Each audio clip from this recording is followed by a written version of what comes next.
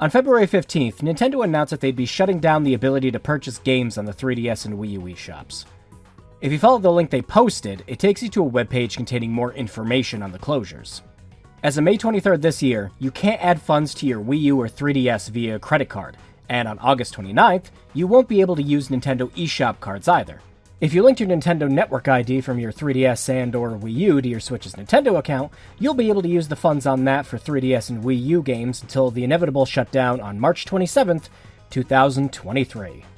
You'll still be able to re-download and update games you purchase for the foreseeable future, and still play games online with others. So we're all caught up? Great!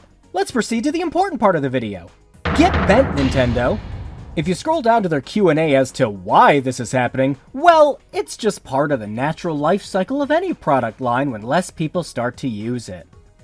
That's pretty shitty reasoning there, Nindy. For a company that banks hard on the nostalgia of its fans, you absolutely hate selling those old games to them.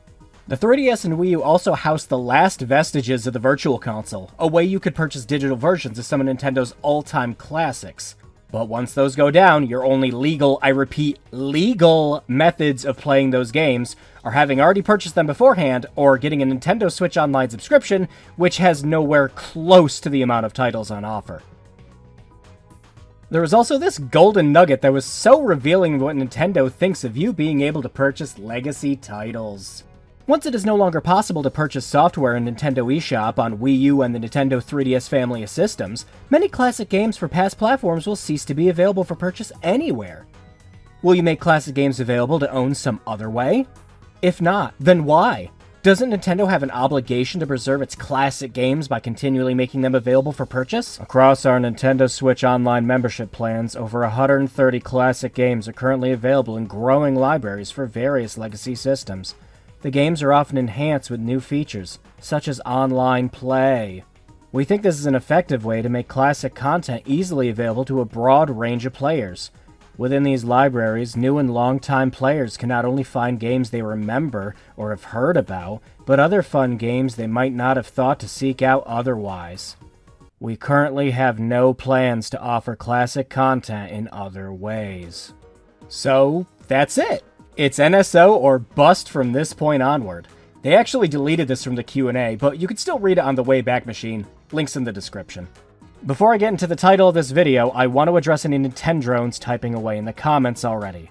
I'm going to go over all of your responses, one at a time, so I don't have to address them later.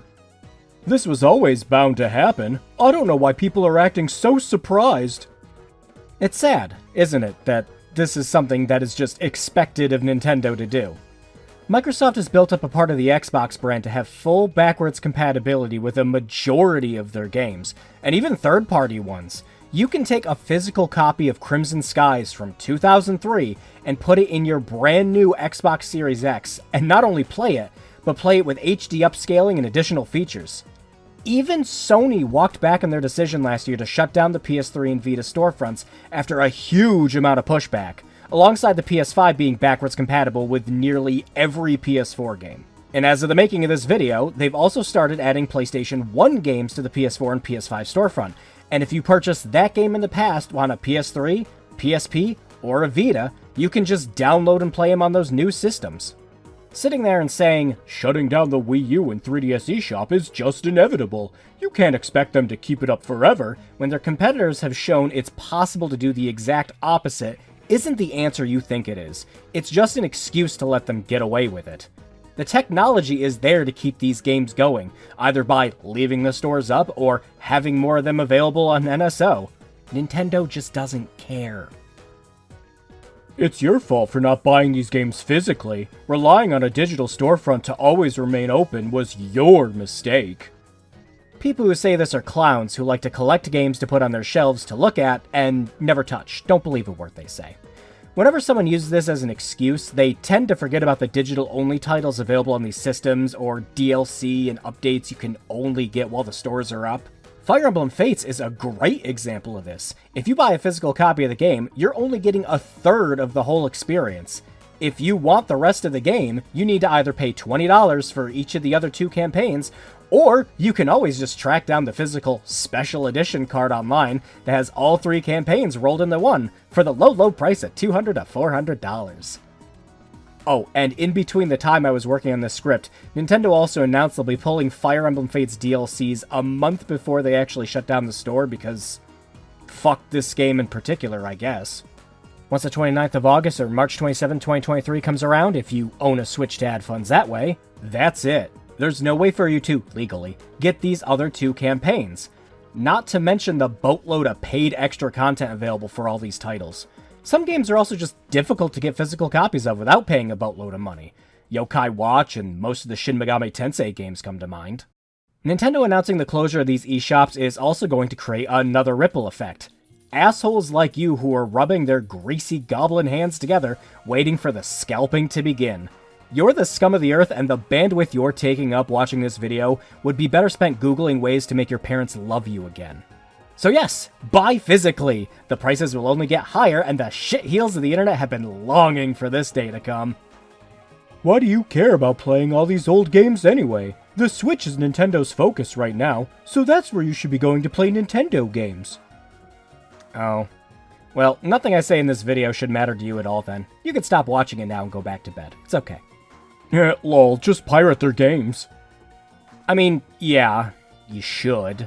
If Nintendo doesn't care about these games, it's up to everyone else to don their eye patches and hoist the sails! By shutting down the Wii U and 3DS eShop, Nintendo is telling you it is okay to pirate Ever Oasis and Xenoblade Chronicles X.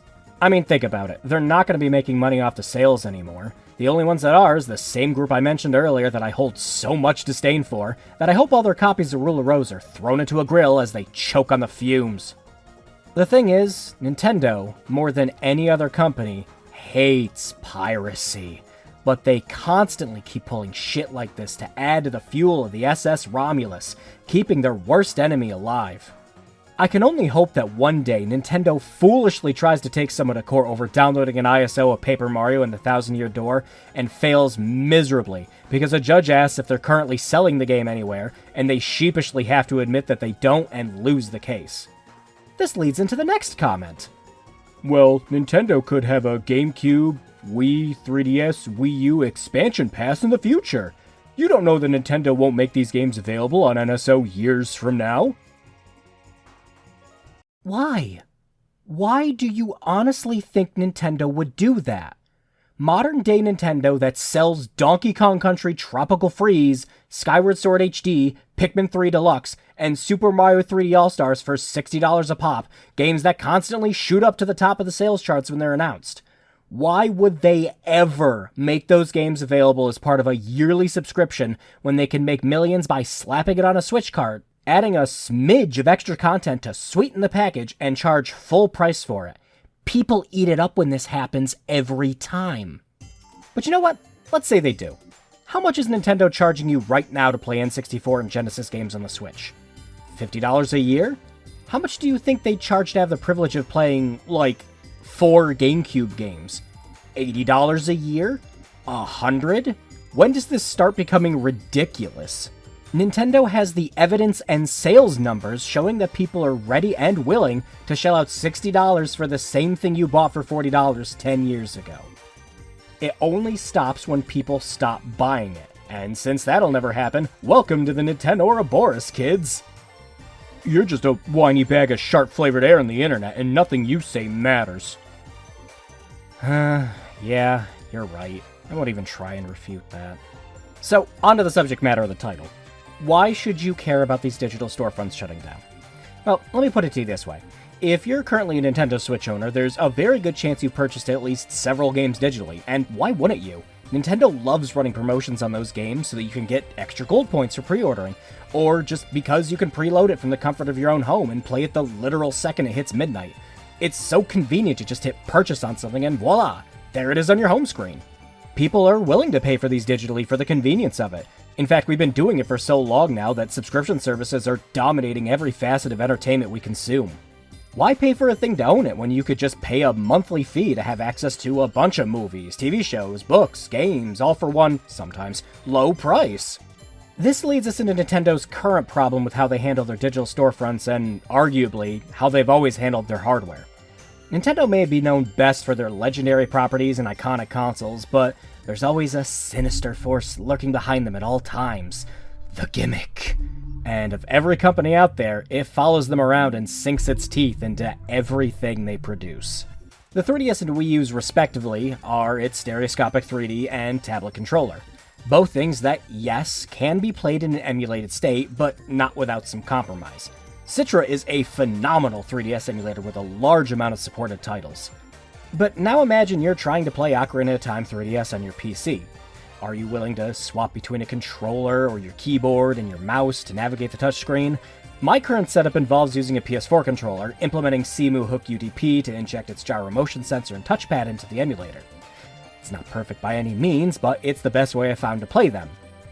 Without a 3DS. The same goes for the Wii U. Sure, Cemu has made a lot of progress since its launch in 2015. Just the things you're able to do in Breath of the Wild is staggering thanks to the modding community. But oh no, the Wii U shipped with this whole ass extra tablet touchscreen thing with a bevy of games requiring you to use the thing exclusively. So how do you use that in Cemu? Well, it's simple. Just hold down tab and the gamepad screen shows up ready for you to... damn it. Now I gotta switch my hand over to the mouse so I can use the touchscreen again, And with some games requiring you to use the controller constantly, it can become a real pain in the ass to use it this way. One of my favorite solutions to this I read online is to just get a portable HDMI display, duct tape some Joy-Cons to it, and just have the gamepad display. What the fuck am I So you see the problem here, of course. Sure, you've got ways to play these games emulated, but you're missing out on the intended experience set out by Nintendo and the hardware the games are tied to. Now I hear you yelling, but Hidden, you could just buy a 3DS on eBay for like $200 and play the game that way. Or, why would you want to play a Wii U game anywhere else besides the Wii U? I don't know, ask Nintendo that last question, but not all of these games are going to get the port treatment. My point is, these systems are only going to keep going up in price, and they won't last forever. Sure, people have made clones of older Nintendo consoles, but do you realistically expect the 3DS and Wii U to get that treatment in the future in a way that isn't emulated? Did you know we're finally getting an N64 clone console? That's right, and it'll only cost $449 plus an $80 to $100 module, not to mention you still need working N64 cartridges. And no, I'm not including the Warrior 64 in that, because go watch this video by MetalJesusRocks on it. As it stands right now, the 3DS and Wii U have vast libraries that are best experienced on their consoles. That is why you should care that the eShops are getting shut down, because once they do, it'll just be compromise after compromise to play them. Just put Homebrew in your 3DS. Just download a decrypted CIA file. Just buy a $300 console no one cares about anymore. Just install an emulator and play Elite Beat Agents on it. It's that easy. To expand on a point I was making earlier, this is happening right now for these systems, but that day will come for the Switch. And you can bet your ass all the people defending Nintendo's decision about this now will be up in arms when it comes time for their favorite games to be taken away from them, and the only recourse to getting them back is the same way pirates have to. The 3DS and Wii U eShops shutting down shouldn't just be business as usual. It's tragic. But what's even more tragic is the way Nintendo just casually throws it all away, time and time again without any real backlash, because they know people will defend and justify everything they do. But servers are See, I knew you'd try to come back. Keeping the servers up won't cut into their costs. In fact, their second quarter financial report last year had a whole section where they point out the Switch made so much money that they're having to think of ways to spend it. So I don't want to hear about how Nintendo is going to be on the verge of bankruptcy because they chose to keep the storefronts open. If there's any takeaway I hope you have from this video, it's that the best way to play 3DS and Wii U games is still on the 3DS and Wii U. There's exceptions to that, but Nintendo's gimmicks are hurting these systems the most, and they're about to deliver the killing blow not only to their libraries, but to a huge selection of virtual console titles as well. The future of playing legacy titles, according to Nintendo, is Nintendo Switch Online, and that's a future I don't care much for. Thanks for watching, and hey, if you made it to the end of this fairly ranty video, I apologize. This was months in the making, and I wanted it to be out before you couldn't purchase games from the eShops anymore. If you want some 3DS game recommendations, be sure to check out my 3DS eShop Excellence stream I did. Do the usual liking, commenting, subscribing stuff, and have a great day!